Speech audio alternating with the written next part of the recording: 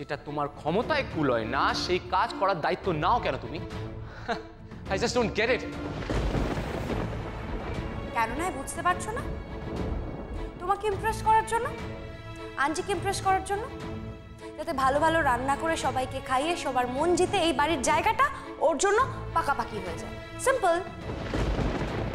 এই বাড়িতে জায়গা পাকা করার জন্য আমি এসব করছি না যারা ম্যাডাম।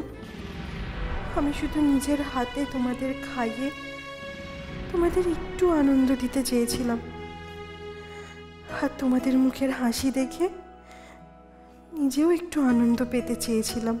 এই রাধা, রাস্তাটা ভালো নিয়েছো তো তুমি। একটা কথা আছে না যে মানুষের মনের রাস্তা তার নিজের পেট ঘুরে যায়।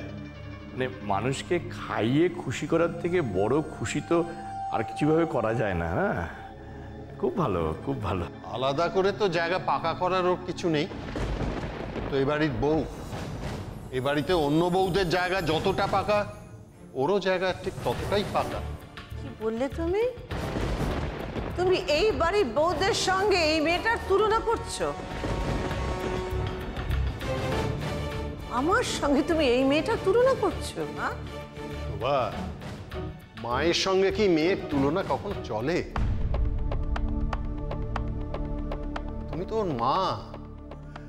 আর তোমার মেয়ে আজকে প্রথম দিন রান্নাঘরে ঢুকে সকলের জন্য রান্না করছে। এতে তো তোমার আনন্দ করা উচিত, তোমার তো গর্ববোধ করা উচিত। এটা দিন 10 মিনিট দেরি হয়েছে বলে তুমি এরকম সিন ক্রিয়েট করছো।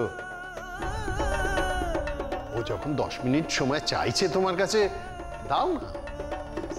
একটা দিন 10 মিনিট খেতে যদি দেরি হয় কি এমন ক্ষতি হবে? কি বলছেন দাদা? 10 মিনিট? হ্যাঁ, কি বলছো দাদা তুমি? মানে পৃথিবী ভাগ হয়ে এদিক ওদিক হয়ে যাবে, সেখানে বৌদি 1 মিনিট অপেক্ষা করবে না, তুমি বলছো 10 মিনিট? এ অসম্ভব, কল্পনাতীত, অসাধ্য। আমি অবাক হয়ে যাচ্ছি শুভ। এই মেয়েটির তরফদারি করার জন্য তুমি তো এই বাড়ির সমস্ত ডিসিপ্লিন, নিয়ম কানুন সব নির্দ্বিধায় ভেঙে দিচ্ছ। Amazing, absolutely amazing. আর সেটা তুমি আমায় মেনে নিতে বলছো? শুভেন্দু ব্যানার্জি, তুমি ওকে মাথায় তুলে রাখো, আমি তো ওকে এই বাড়িতেও থাকতে দেব না, and that's for sure। আমি কিছু চাইও না, আমি শুধু চাই আপনি দয়া করে না খেয়ে যাবেন না। আপনি না খেয়ে চলে গেলে তো এই বাড়ির আর কারুর খাওয়া হবে না। আর আমার জন্য এই বাড়িতে সবাই না খেয়ে থাকবে, সে যে আমার জন্য কত বড় লজ্জার আমি আপনাদের বলে বোঝাতে পারবো না। তো এটা তো তোমার অনেক আগেই ভাবা উচিত ছিল। আমি তো আগে থেকে ভেবেই সবকিছু শুরু করেছিলাম।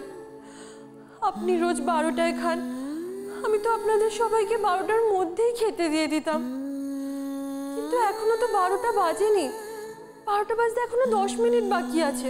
10 মিনিট বাকি আছে মানে?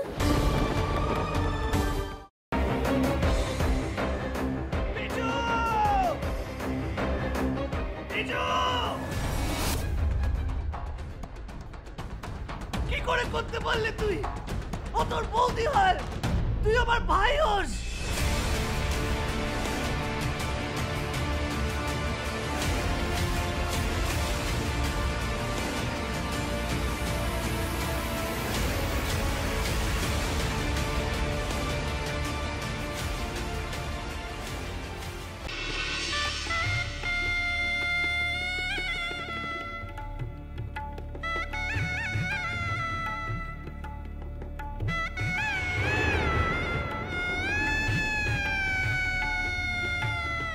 বুঝতে পারছি না আরো একটা বড় ব্লান্ডার করলাম কিনা।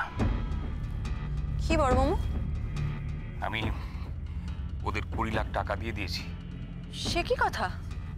কেন? তোমার কিন্তু কথা ছিল এই কথাটা 5 কান না করার। যাই বাবা, তাড়াতাড়ি বজরংবলীর পূজাটা দিয়েছি। আমি লাড্ডু না দিলে তো বজরংবলীর ব্রেকফাস্টই খাওয়া হবে না।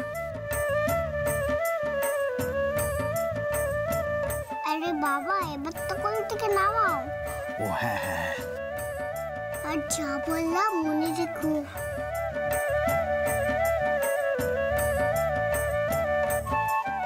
ইয়া ইয়া সাবধানে সাবধানে দেখে। আমরা চেষ্টা করছি যাতে ওকে যত তাড়াতাড়ি সম্ভব। জোর দিয়ে বলতে পারেন কি ওকে জীবিত অবস্থায় পাওয়া যাবে?